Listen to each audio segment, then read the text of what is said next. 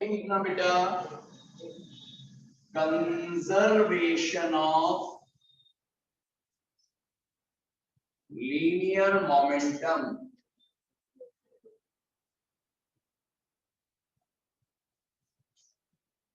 Heading लिखेंगे बेटा, conservation of linear momentum. अब ये एक ऐसा टॉपिक है बेटा जो बच्चों को थोड़ा कम समझ में आता है, लेकिन इसको प्रैक्टिकली समझा जाए तो बड़ा आसान और इंटरेस्टिंग है। इसका पहले प्रैक्टिकल एग्जाम्पल समझो, आखिर ये है क्या। आप लोगों ने सुना तो होगा जरूर कि जब गन से फायरिंग करते हैं, किससे, गन से फायरिंग करते हैं, तो बुलेट कहां जाती है, आगे, और गन कहां आती है, क्यों, गन पीछे क्यों है, क्योंकि जब बुलेट आगे गई तो उस बुलेट ने आगे जाने के लिए गन पे कहां फोर्स लगाया, ये फंडा कंजर्वेशन ऑफ लीनियर मोमेंटम। क्या है कंजर्वेशन ऑफ लीनियर। अगर ये लॉ कहता है, अगर आप किसी बॉडी पर एक्सटर्नल फोर्स, बेटा कौन सा फोर्स नहीं लगाए, मतलब अगर एक्सटर्नल फोर्स कितना आ गया बेटा, 0, तो उस केस में मोमेंटम जो होगा सिस्टम का, वो हो जाएगा कांस्टेंट। क्या हो जाएगा, कांस्टेंट। समझ में नहीं आया सर, सिस्टम मतलब क्या। एग्जाम्पल के लिए गन और बुलेट, ये सिस्टम जिसमें गन एक बॉडी और बुलेट दूसरी बॉडी। अब जब फायरिंग नहीं की थी, तो उस समय टोटल मोमेंटम कितना था दोनों का, 0। सर मोमेंटम 0 कैसे, मित्रों मोमेंटम का फॉर्मूला होता है मास इनटू वेलोसिटी। बोलो क्या होता है, मास इनटू वेलोसिटी। अगर गन से आपने फायर ही नहीं किया है तो बुलेट की वेलोसिटी भी 0 और गन की वेलोसिटी भी 0, तो मोमेंटम कितना हुआ, 0। अब अगर फायरिंग कर दी तो बुलेट का जाएगी आगे, तो बुलेट का मोमेंटम पी मान लो, और गन आगे जाएगी के पीछे, तो माइनस पी जी मतलब कौन, गन का मोमेंटम। और दोस्तों गन का मोमेंटम और बुलेट का मोमेंटम कैंसिल होगा, तो फाइनल मोमेंटम भी कितना होगा पता है, 0। सर क्या गन और बुलेट का मोमेंटम बराबर होगा, 100% बराबर होगा। और माइनस क्यों लिखा सर, क्योंकि बुलेट गई आगे और गन का ही पीछे, तो डायरेक्शन सेम है, अपोजिट चीज, इसीलिए क्या आया बीच में माइनस। तो ये लॉ क्या कहता है, अगर किसी सिस्टम का एक्सटर्नल फोर्स ना लगाए, तो उसका मोमेंटम क्या होगा बेटा, कांस्टेंट। मोमेंटम क्या होगा, कांस्टेंट। इसी पे बेस्ड एग्जांपल और सुन बेटा, जो रॉकेट होता है ना बेटा, वो भी इसी लॉ पे बेस्ड काम करता है। कई बार एग्जाम में ऑब्जेक्टिव पूछते हैं बेटा, क्या पूछते हैं, ऑब्जेक्टिव में पता है क्या पूछते हैं, कि जो रॉकेट है उसका वर्किंग किस पे बेस्ड है, तो the working of rocket is based on conservation of linear momentum. Sir कैसे, जो रॉकेट होता है ना बेटा, डायग्राम बना रहा हूं रॉकेट का, इसमें बहुत तेजी से गैसेस पीछे आती हैं, यस और नो। तो अगर गैसेस आएंगी पीछे तो रॉकेट पे फोर्स कहां लगेगा, जैसे गन और बुलेट का एग्जांपल समझाया था ना, बुलेट कहां गई थी, आगे और गन का आएगी पीछे। वैसे ही गैसेस जा रही हैं पीछे तो रॉकेट का जाएगा। और प्रैक्टिकल एग्जांपल समझाऊं, आप एक बलून लो, गुब्बारा लो, उसमें हवा भर दो और उसकी नोजल को अब छोड़ दो, तो बताओ वो डांस करेगा कि नहीं करेगा? क्योंकि गैसेस आ रही हैं पीछे और बलून जाएगा। समझ में आया? बड़ा आसान सिंपल सा टॉपिक है मित्रों, लिखिएगा। According to this law, according to this law, in the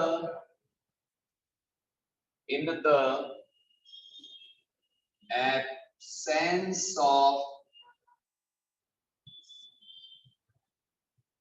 external force, in the absence of external force, comma, linear momentum of system, linear momentum of system is constant. Linear momentum of system is constant. That is, अगली line में लिखो बेटा इसका मतलब, if external force equal to 0, if external force equal to 0, then momentum को किससे बताते हैं बेटा? P. P क्या होगा दोस्तों? कांस्टेंट। P क्या होगा बेटा? कांस्टेंट। समझ में आया? अगर एक्सटर्नल फोर्स नहीं लगेगा तो मोमेंटम क्या होगा? कांस्टेंट। अब इसको प्रूव करेंगे, वेरीफाई करेंगे, तो लिखो बेटा verification bye Newton's second law. बेटा इसको वेरीफाई करेंगे न्यूटन बाबा के सेकंड लॉ से।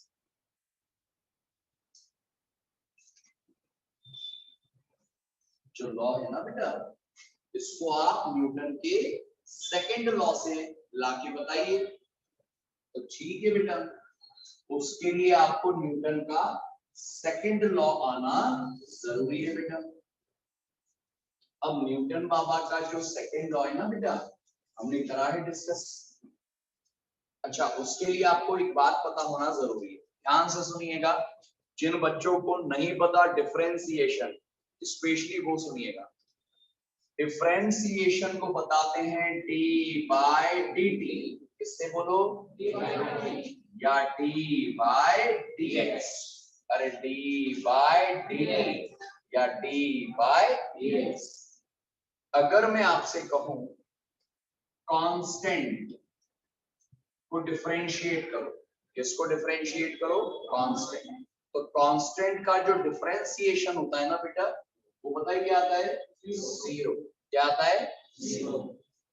या मैं ये कहूं कि अगर कहीं जीरो लिखा है तो मैं उसको लिख सकता हूं D by D T of constant. क्या लिख सकता हूं? D by D T of constant. अब जो डिफरेंशिएशन पढ़ चुके हैं उनको तो नॉलेज है, जिनने नहीं पढ़ा है बेटा वो थोड़ा ध्यान रखो। चलो, अब सबसे पहले तो हमें करना क्या है सर, इस बारे में सुनो बेटा। हमें वेरीफाई करना है लॉ सेकंड लॉ से। क्या वेरीफाई करना है?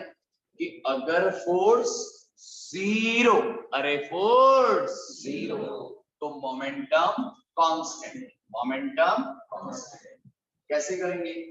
तो सेकंड लॉ अभी लिखना मत बेटा। सेकंड लॉ कहता है एफ होता है dt बाय dt। यस और नो? सेकंड लॉ से यही तो सीखा है। फोर्स होता है change in momentum with respect to time, ये तो सीखा। अब अगर फोर्स कितना हो जाए दोस्तों 0, तो dp बाय dt जी क्या हो जाएगा 0 ही होगा ना, क्या नहीं होगा? तो dp बाय dt क्या आया 0। और याद करो मैंने अभी क्या बताया था कि अगर किसी का डिफरेंशिएशन क्या है 0, तो वो क्या होगा दोस्तों, तो p क्या होगा बेटा कांस्टेंट। अरे बताइयो, ये तो आंसर आ गया, शुरू होने के पहले ही खत्म हो गया। अभी लिखो मत, सुन लो, ये बताना था ना कि अगर फोर्स 0 तो मोमेंटम कांस्टेंट क्या है, तो लिखिएगा according to Newton's second law, लिखो बेटा according to Newton's second law, according to Newton's second law, देखो बेटा F equals to dp by dt। आगे now if F equal to 0 then dp by dt भी 0। अरे होगा,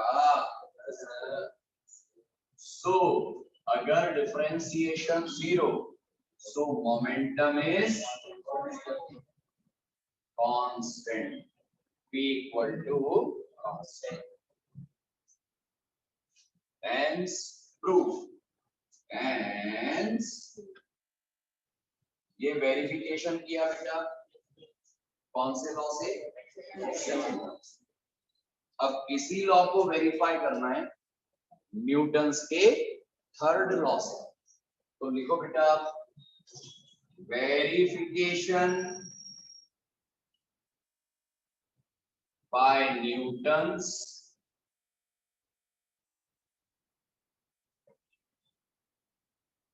थर्ड लॉ, वापस से वेरीफाई करो लेकिन न्यूटन के थर्ड लॉ। सर ये एग्जाम में क्वेश्चन आता कैसे है वैसे, तो बेटा एग्जाम में अगर क्वेश्चन आता है ना तो वो साफ शब्दों में कहते हैं कि कंजर्वेशन ऑफ मोमेंटम बताओ और वेरीफाई करो, क्या करो वेरीफाई करो न्यूटन के या तो सेकंड लॉ से बोलेंगे या फिर थर्ड, दोनों में से कोई एक आएगा, दोनों नहीं आएंगे। तो थर्ड लॉ से कैसे वेरीफाई करेंगे, तो पहले हमें थर्ड लॉ तो पता होना चाहिए ना बेटा, न्यूटन का थर्ड लॉ क्या कहता है, to every action there is equal and opposite, अरे to every action there is equal and opposite. तो मान लो मेरे पास दो बॉडीज, कितनी बॉडीज, ए और बेटा ए और, अब मान लो ये आपस में टकराती हैं, क्या करती हैं बोलो, टकराती, मान लो ये आपस में टकरा जाती, कोलाइड हो जाती, तो बेटा एक बात बताओ, जब ये आपस में टकराएंगी तो एक दूसरे पे फोर्स लगाएंगी, यस और नो, डेफिनेटली लगाएंगी, डेफिनेटली लगाएंगी। तो अब ये फोर्स लगाएंगी आपस में, कितना कितना फोर्स लगाएंगे, बहुत आसान है बेटा, बेटा ए वाली ने बी पे फोर्स लगाया, ए वाली ने बी वाली पे फोर्स लगाया, तो बी वाली भी ए पे फोर्स लगाएगी, अरे लगाएगी। मान लो ए वाली पे फोर्स लगा एफ ए बी, क्या बोलो सर ऐसा क्यों लिखा, इसका मतलब है फोर्स ऑन ए, बोलो due to B, due to B, चलो बोलो तो एफ ए बी मतलब क्या है, force on A due to B. उस हिसाब से बी पे कितना फोर्स लिखना चाहिए, एफ, बी मतलब फोर्स ऑन ड्यू टू। तो चलो इतना लिखो पहले, लिखो भाई consider two bodies A and B. Consider two bodies A and B. आगे लिखो they collide with each other. आपस में टकराएंगे बेटा। They collide with each other. आपस में टकराएंगे। They collide with each other. If अब अगली लाइन में लिखना बेटा FAB, क्या मतलब है बोलो इसका? शाबाश, देखो force on A due to B,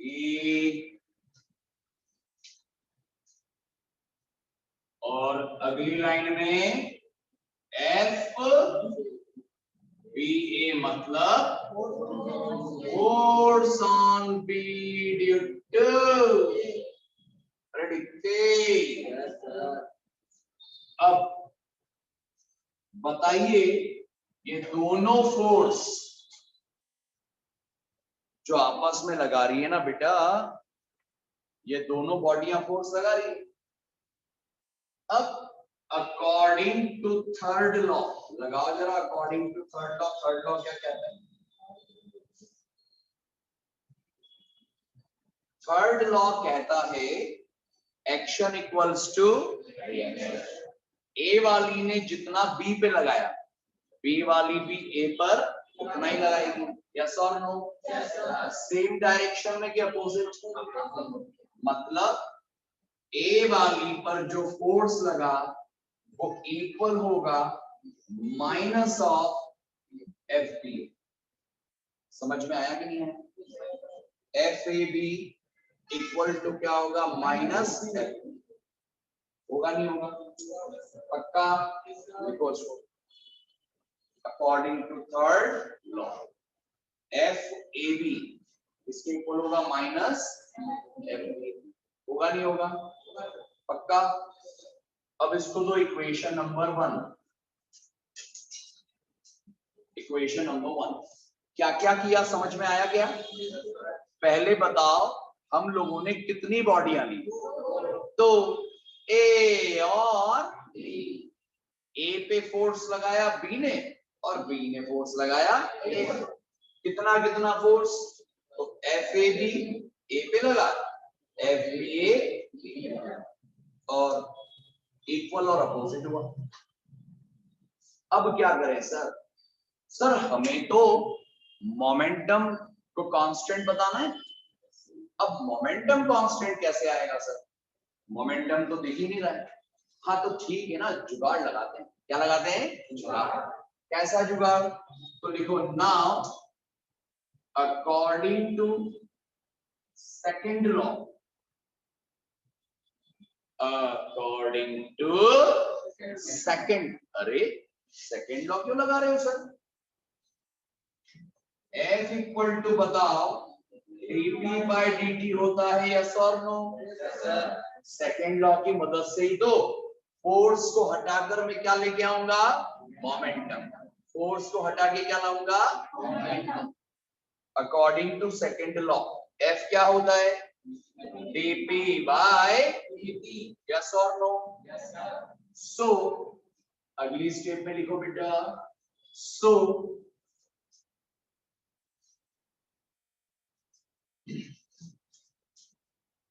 ध्यान दीजिए बोर्ड की तरफ, एफ ए बी। अच्छा एक बात बताओ ध्यान कर, फोर्स लगेगा तो मोमेंटम चेंज होगा, यस और नो? फोर्स लगेगा तो मोमेंटम चेंज होगा, यस और नो? अब एक बात बताओ, ये फोर्स किस पे लगा? ए पे के बी पे? ए पर, किस पर? और अगर ए पे फोर्स लगेगा तो मोमेंटम किसका चेंज होगा? ए का। अगर मैंने आपको धक्का दिया तो आप ही का मोमेंटम चेंज होगा कि मेरा होगा? मेरा होगा। अरे यार, जिसको धक्का देंगे, जिस पे फोर्स लगाएंगे, उसी का मोमेंटम चेंज होगा कि नहीं होगा? अरे पक्का, अरे कंफर्म। अरे जिस पे फोर्स लगाएंगे उसका मोमेंटम चेंज होगा। आपने बैट से बॉल को मारा, किसको मारा? बॉल को। किसको मारा? तो बॉल पे फोर्स लगा तो मोमेंटम किसका बदला? बॉल का। तो फोर्स ए पे लगा के बी पे, तो मोमेंटम भी किसका चेंज होगा? तो डी पी ए बाय, सही है क्या? कंफर्म? कंफर्म? तो लिखो F A B equals to D P A by, and चलो अब आप लिखो दो F B A equals to, शाबाश, D P B by D.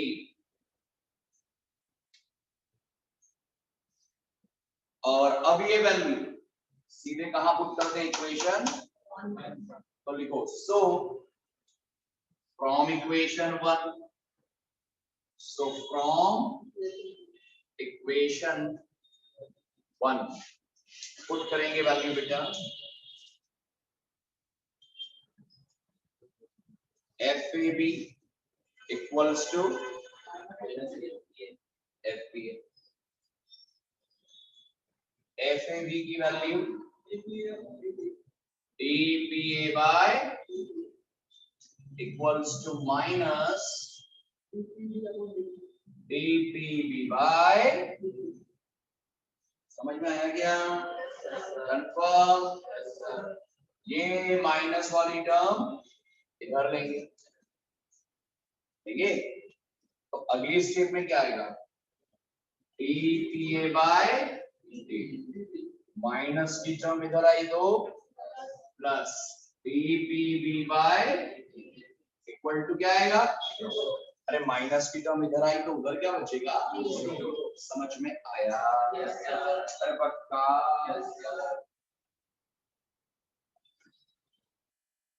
एक काम करते हैं, इन दोनों में से D by D T common ले तो ब्रैकेट में बचेगा P A plus B B equal to, लिखो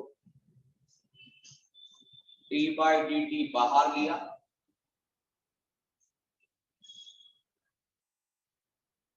P A plus P B आया 0। और जल्दी बताओ बेटा, अगर किसी का डिफरेंशिएशन 0 तो वो क्या होता है? सो शाबाश, so P A plus P B equal to constant, क्या आएगा? बताइयो, आ गया? अरे कंफर्म? अरे कोई दिक्कत? शाबाश। क्या आया? ए और बी का मोमेंटम। तो लॉ यही तो कहता है कि सिस्टम का मोमेंटम क्या होगा? कांस्टेंट। आराम से इस लॉ को फिर से पढ़ो, वेरिफिकेशन को फिर से पढ़ो, verification bye Newton's third law लिखा है ना आपने, हेडिंग लिखी है ना, verification bye Newton's third law. चलो मैं आपको रिवाइज कराते जा रहा हूं, आपका ध्यान पूरी कॉपी में लगा। Consider two bodies A and B, they collide with each other.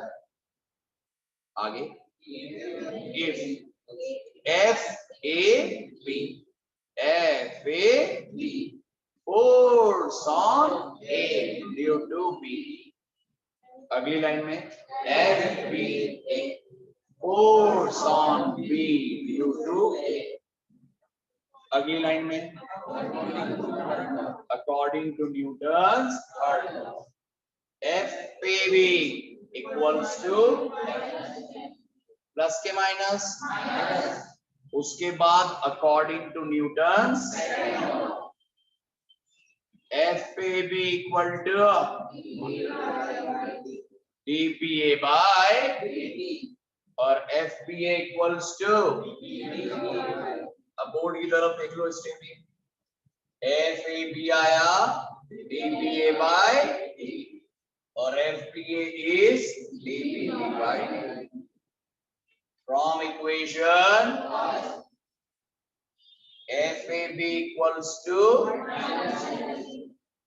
Values को पुट अप किया माइनस को लेंगे इधर प्लस में आया दोनों में से कॉमन लेंगे D by P A plus equal to 0 और अगर किसी का डिफरेंशिएशन 0 तो वो क्या आया समझ में आया। ये हमने कंजर्वेशन ऑफ मोमेंटम को प्रूव किया न्यूटन्स सेकेंड और थर्ड लॉ से। अब बेटा एग्जाम्पल लिखो इसके, एग्जाम्पल्स लिखो बेटा इसके, लिखना examples of conservation of momentum. Examples लिख लें कंजर्वेशन ऑफ मोमेंटम के बेटा। तो पहला एग्जाम्पल है वर्किंग ऑफ रॉकेट। क्या लिखेंगे बेटा वर्किंग ऑफ रॉकेट। रॉकेट का वर्किंग, किसका वर्किंग बेटा रॉकेट का, इसी पे बेस्ड है। दूसरा रिकॉइल ऑफ गन, गन का वापस से पीछे आ जाना, रिकॉइल ऑफ गन, गन का रिटर्न पीछे आ। क्लियर? क्वेश्चन लिखना बेटा इसका एक numerical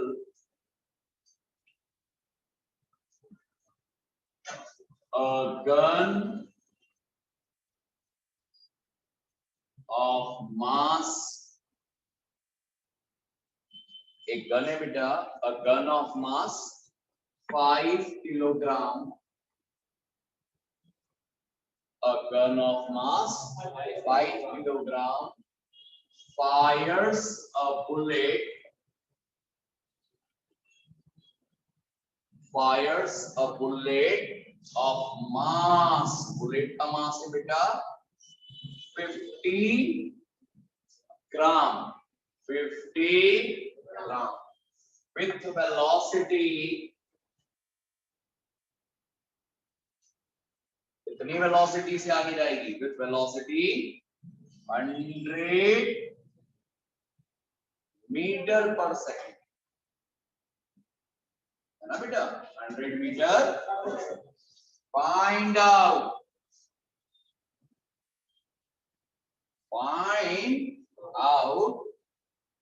recoil velocity of gun, gun की वापस आने की रिकॉइल वेलोसिटी बताइए।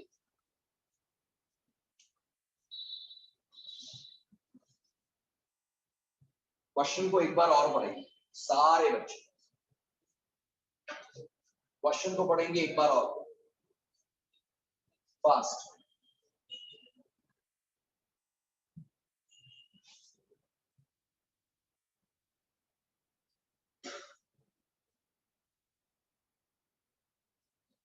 क्वेश्चन में गिवन में दिया है गन का मास, तो लिखो एम जी लिख सकते हैं नीचे। What do you mean by G? Gun, mass of gun. देखो मास ऑफ गन कितना है बेटा 5 किलोग्राम। कितने किलोग्राम बेटा? आगे मास ऑफ बुलेट 50 ग्राम। बेटा 50 ग्राम तो किसमें कन्वर्ट करना है, किलोग्राम। तो 50 बेटा 1 किलोग्राम में 1/1000 किलोग्राम, यस और नो, यही होता है ना बेटा। कैंसिल करें 0 से 5 को, तो क्या आ रहा है बेटा 1/20 किलो। समझ में आया? ये क्या है बेटा, मास ऑफ बुलेट। क्या है बोलो, मास ऑफ बुलेट। ना आगे बेटा वेलोसिटी बुलेट की दिए के गन की, वेलोसिटी ऑफ बुलेट। पहले यहां तक सभी को आया क्या? शाबाश बेटा। बुलेट की वेलोसिटी कितनी है बोलो, 100 मीटर पर सेकेंड। और वेलोसिटी ऑफ गन आपको निकालना। समझ में आया कि नहीं आया? यहां तक कोई doubt? Confirm? Now we know that, हमको क्या मालूम है बेटा, क्या मालूम बेटा? हमेशा याद रखो गन का मोमेंटम किसके बराबर होगा, बुलेट के। गन का मोमेंटम किसके बराबर, बुलेट के। पर ये सेम डायरेक्शन में जाएंगे कि अपोजिट? तो हम ऐसा लिखेंगे कि momentum of gun equal to minus momentum of bullet. ये क्या लिखा है, समझ में आया क्या? अरे momentum of gun equal to minus momentum of bullet. माइनस क्यों लिखा, अपोजिट डायरेक्शन। तो गन का मोमेंटम होगा mass into minus mass of bullet into velocity of. समझ में आया? कंफर्म? सारे बच्चे वैल्यूज पुट अप करके सॉल्व करेंगे फास्ट। सारे बच्चे वैल्यूज पुट अप करेंगे फास्ट।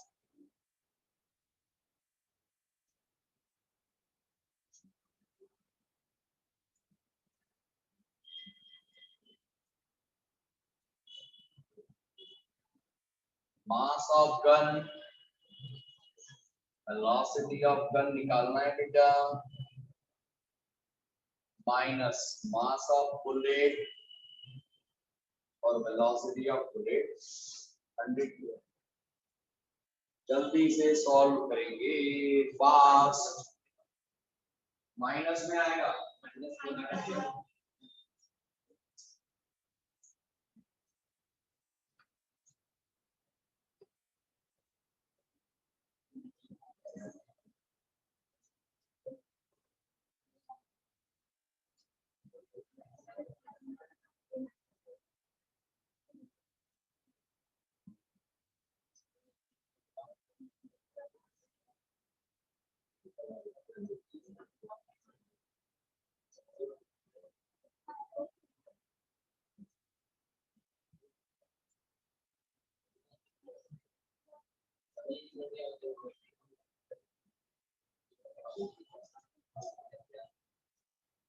आंसर आया। सिंपल है बेटा, क्या रहा है बोलो, यस। इसको से कैंसिल किया 5 इंटू वीजी आया माइनस 5 से 5 जगह का मैं इधर ही कर देता हूँ। 5 इंटू वीजी आया -5, 5 से 5 वीजी आया -1 मीटर पर। ये है रिकॉइल वेलोसिटी ऑफ गन। अरे recoil velocity of, that's it. आज के लिए इतना